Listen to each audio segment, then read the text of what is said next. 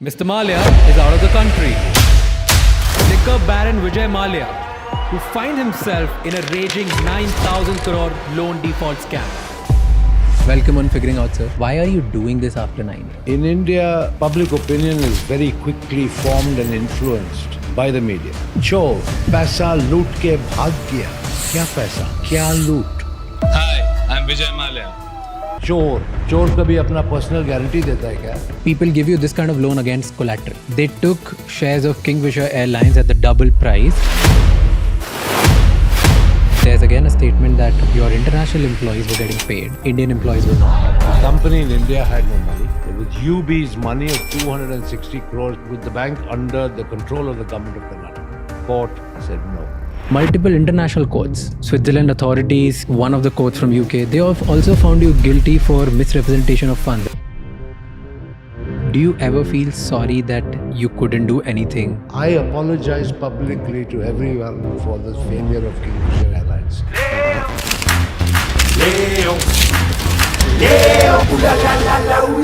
Here's what pissed people off, that in your private life you were enjoying. You had a grand birthday party, your 60th birthday party. Do you think you shouldn't have done that party?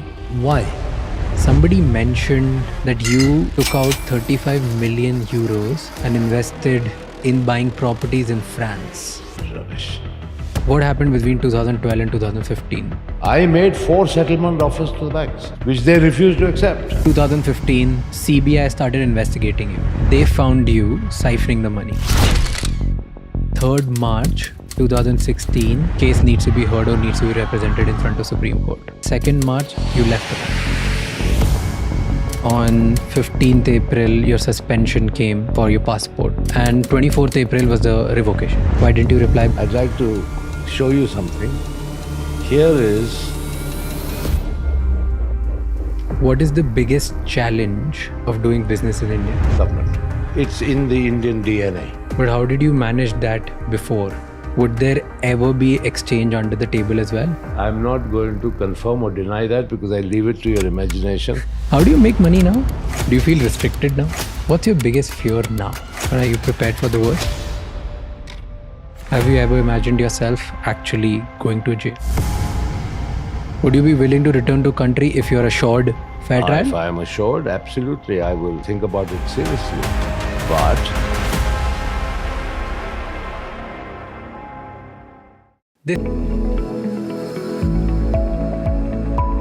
Welcome on Figuring Out, sir. Thank you for doing this.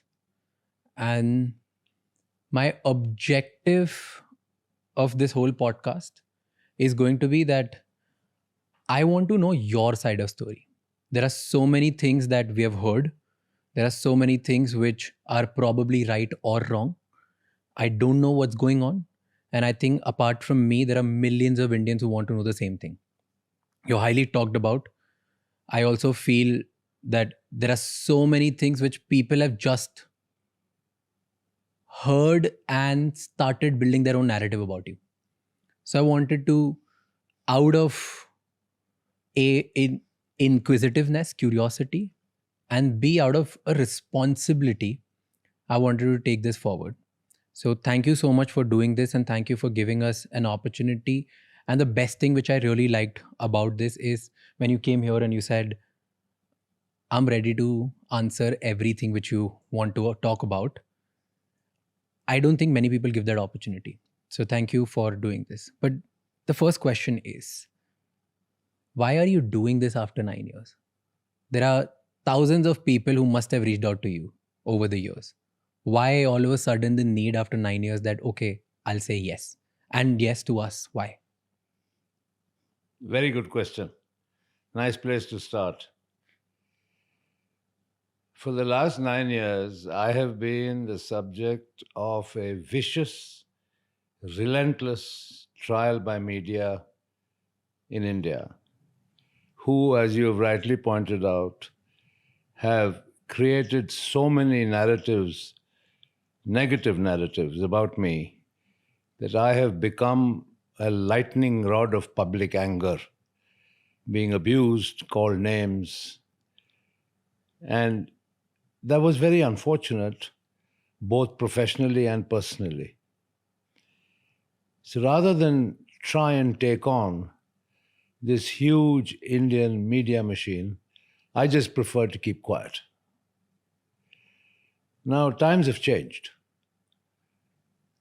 And I can't help but recalling that when President Trump was inaugurated, in the first press briefing by the White House press secretary, she said that a few seats were now going to be reserved for the very first time for people who represented new media or social media. I didn't even know that a podcast existed, let alone understanding what a podcast really meant, until you told me and explained it to me in a manner that I got quite excited about, because here is my opportunity to not only answer your questions, but to say things that I truly feel would never, ever have been truthfully reported by the legacy media, particularly in India. That's why I'm here. Why do you think nobody cared about hearing you then? In India, it's strange, but public opinion is very quickly formed and influenced by the media. More importantly, by sensationalism. I still remember the anchor of one media channel in 2016 shouting and screaming on the television, saying, "Vijay Mallya, I want to see you in jail clothes. I want to see you eat jail food," with an image of me in jail attire. What for? I always wondered what for. Subsequently, chor, पैसा लूट के भाग गया. क्या पैसा? क्या loot? Nobody bothered to step back and think.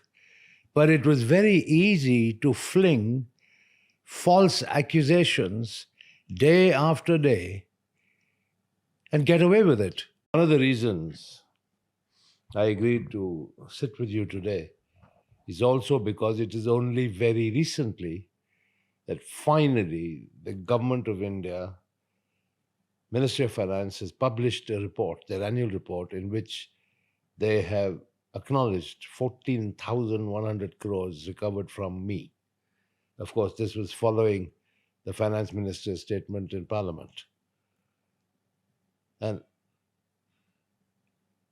the legacy media can't argue with that anymore. They can't put any spin on it anymore. The Debt Recovery Tribunal gave a judgment debt of 4,999 crores borrowed by Kingfisher Airlines, not by Vijay Mallya. Borrowed by Kingfisher Airlines, of which Vijay Mallya was one of the guarantors. So what was the DRT judgment debt? 4,999 crores plus 1,203 crores unapplied interest. Okay, which means notional interest that the banks had not even booked. Forget that. The total of the unapplied interest and the principal was 6,203 crores. Okay? And I was a guarantor. The government has recovered 14,100 crores from me. Right? Now, if I had done chori, if I had duped the banks, where does this all add up? Till very recently, there was absolutely no official figure of recovery. Right? So everybody, the legacy media in particular, wrote whatever they wanted. Right? And I was in no position to contradict. Today, after the government of India has acknowledged the recovery of 14,100 crores, I think it's my turn to ask them what they have to say about it. Because you say that a lot of things about you are false narrative. Let's go down to from your childhood. We speak from the beginning, and you tell me everything that people have been said people think is wrong. Yeah. And I'll try to present the facts and the narratives which I have heard and which I have gathered through my research. All right. And if you're okay with counter somewhere, I'll counter you as well. No, please feel free to counter me. If Perfect. there's something that you feel is debatable or you want to make a counterpoint, I'm ready for it. Perfect. Because I feel that's my little responsibility out there Yeah, to yeah. to hear the right side and the wrong side both, and let then people think about it and let them make the right call. That's fair. Perfect. So before even I ask you about childhood, do you regret anything? I regret one thing, which is that after all my hard work, all the value that I created in so many multiple ways, that effectively the government of India and, of course, the media made me a zero from a hero. And that's a fact of life that I have had to stomach and live with. Now, whether that was justified or not is something that I'm sure will be encompassed in your own questions. Zero from a hero. Let's Correct. talk about building of a hero first, and we'll come down to zero again. So before the billionaire Vijay Mallya, before the controversies, before all of this flamboyance and scandals and things that people talk about, who was Vijay Mallya as a child? Where were you born? What did you do? How was your childhood? Tell me about it. Born in Calcutta, moved to our hometown Bangalore, went back to Calcutta, did my schooling there, did my college education there in Calcutta. And my upbringing under my father was a very normal, I would say strict upbringing. Really? Yes. Tell me an incident, strict childhood. Two things. When I was still in school, class 9 at La Martiniere in Calcutta, my marks were not very good in class. I was a mid-ranker, only because I took a lot of interest in sport and extracurricular activities. But I didn't concentrate fully on studies and my mark sheets. And he told me, and I think most people know it, he was exceptionally intelligent, was a product of the Doon School, I think topped his class. So he expected me to also top my class. Nevertheless, he said something to me which I think I remember till today. What? Two things made a profound impact. One, if you're not good enough, you are not going to step into my shoes. And the second thing he said, do you realize that while I say step into my shoes, there may not be any shoes at all, because the government and its then socialist policies may have taken everything away from us, and the only thing I can leave to you is your education. So take it seriously. I think I repaid some amount of faith because for my last 3 years in school, 9, 10, 11, I think I came within the top 3 in class, and he was quite happy about that. So weren't you a little spoilt as child? Spoiled? Oh my God, I was anything but spoiled. Really? You had all the fancy toys, you had all the things that you used Absolutely to... no fancy toys at all. That's completely false narrative. After I passed out of school, and when I went to St. Xavier's College to study BCom, my father was very clear. You go to college at 6 o'clock in the morning, and when you finish at 10:30, you go and work a full day at the office as a management trainee. I was put on a stipend of 400 rupees a month, and that 400 rupees never increased right the way my time through college. So that's all I got, 400 rupees a month, and was working, in those days, Phipson and Company Limited, Old Courthouse Street in Calcutta every day after college. Aren't there stories that you used to go to college in a very fancy car and you removed the silencer just to show the noise of your car, the loudness of your car, and you would always a show off, weren't you? I was no show off at all, and the fancy car that I have was a second-hand Standard Herald. So where are these stories coming from? I don't know. It's people's narratives, people's perceptions.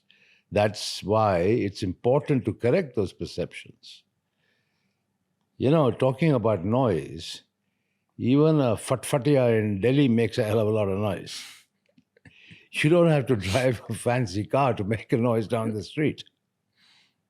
So you are telling me that all these stories of you having fancy toys, remote control cars, and then fancy cars with loud noises, all of this is false. Well, I may have tampered with the silencer of my car Okay. because I was always into kind of fast cars, loved motor racing and stuff like that. But, you know, I mean, it still remained a Standard Herald. But why did you do that? Like just to show off like the noise and everything? Look, if you can modify the silencer of a car, like you can modify the top end of a car's engine to make it go a little quicker. I mean, that's the basics of